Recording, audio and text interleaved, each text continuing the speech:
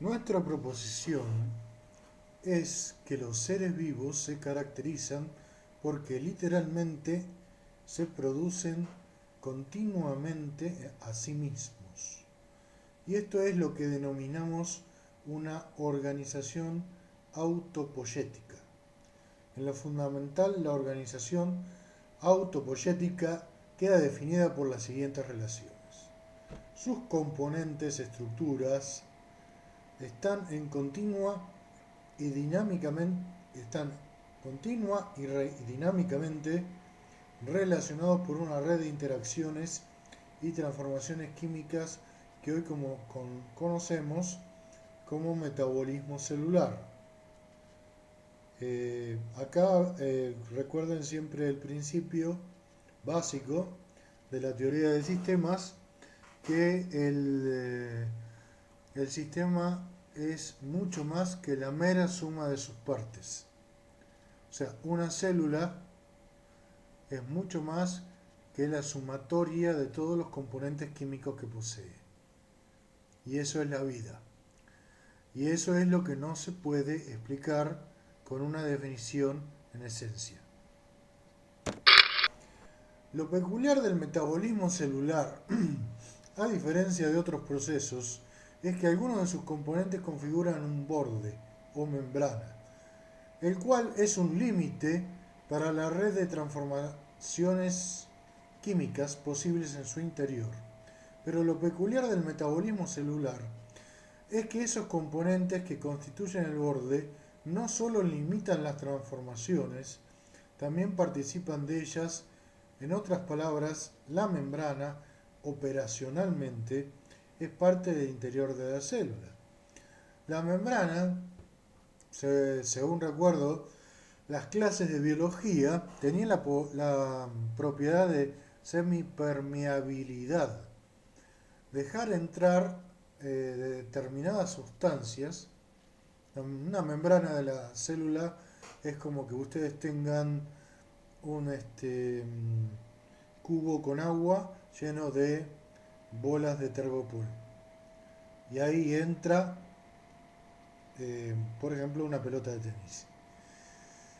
Pero esas bolas de tergopol tienen una función. Dejan que entre determinadas cosas y otras no. Bueno, todas estas particularidades hacen la gran peculiaridad de la vida. ¿Mm? ¿Cómo se llega a semejante perfección de un sistema? Por eso estamos hablando que no es solamente una célula una sumatoria de todos los componentes químicos que posee, sino que es algo más. Ese algo más es lo que están tratando de definir Maturana y Varela. La arquitectura interior y la dinámica de la célula son las dos caras de un mismo fenómeno de autoproducción. Es, en definitiva, lo que permite la organización autopoyética. A ver, la propiedad más simple de explicar es la producción que tienen los seres vivos de sí mismos, de replicarse, que va de virus a cualquier organismo. Así, lo propio de un sistema autopoyético es que levanta sus propias barreras para distinguirse del fondo, contexto o todo en el cual está inmerso. Pero esto lo hace a partir de su propia dinámica interna.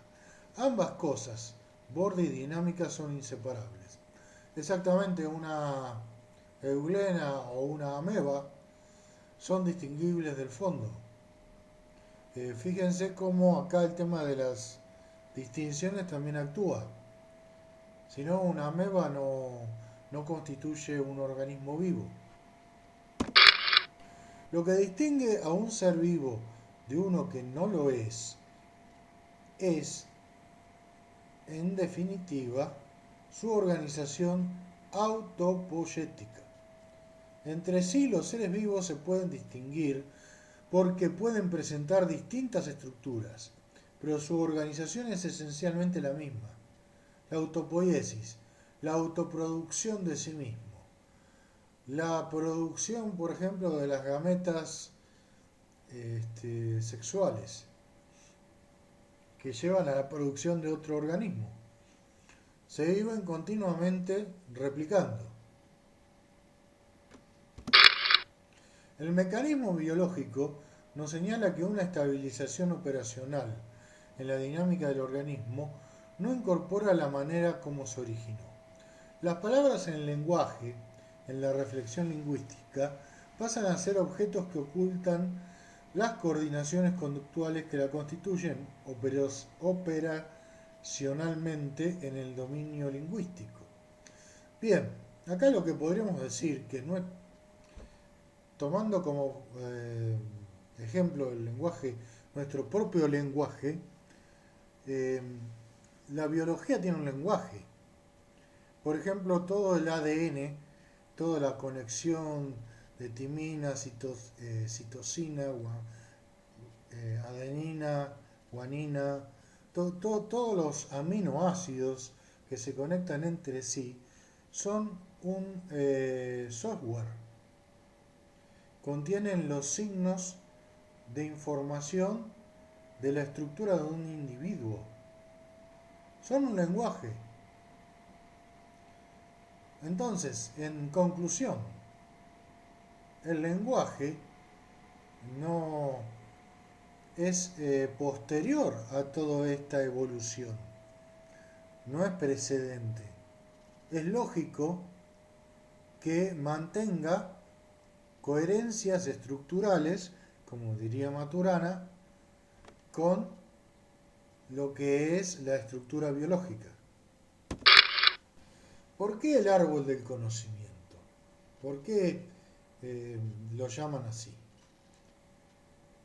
Eh, Me permitiría decir que después de leer un libro que se llamaba, fue hace muchísimo tiempo, en 1985, publicado en 1970, La vida secreta de las plantas, donde le conectaban a las plantas el detector de mentiras, el polígrafo, y las plantas tenían reacciones nerviosas.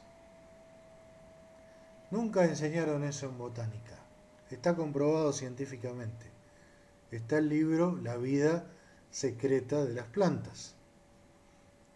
Y cómo se le acercaba fuego a una hoja y se movía el polígrafo. Bien, ¿esto qué quiere decir? Que hay una unidad general de la organicidad de lo vivo. La cultura es una complejidad mayor de toda esa organicidad. Aquel bagaje de regularidades propias del acoplamiento de un grupo social es su tradición biológica y cultural. La tradición es, al mismo tiempo que una manera de ver y actuar, una manera de ocultar.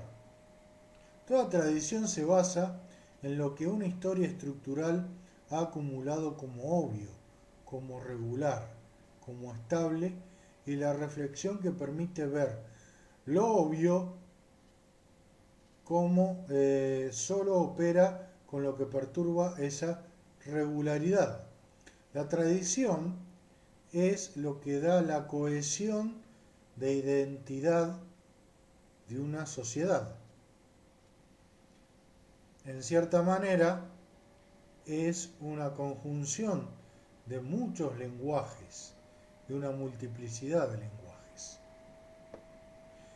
Quería aclararles una cosa antes de pasar a las próximas diapositivas finales, que jamás nadie me enseñó, yo soy egresado de Ciencias Naturales y tuve la materia botánica, este libro que les dije, La vida secreta de las plantas. Esta es una de las negligencias y negaciones sistemáticas de la ciencia ante sus mismos descubrimientos, porque esto fue comprobado. Hubo experimentos, hubo un montón de cosas, como ahora hay experimentos con la estructura del agua y los pensamientos que se hacen en Japón. Son experimentos, cumplen con todas las normativas científicas. Bueno, es un ejemplo para que vean cómo la comunidad científica descalifica o califica según su criterio de poder académico. Al intentar conocer el conocer, nos encontramos nítidamente con nuestro propio ser. El conocer, el conocer no se arma como un árbol con un punto de partida sólido que crece gradualmente hasta agotar todo lo que hay que conocer. Acá,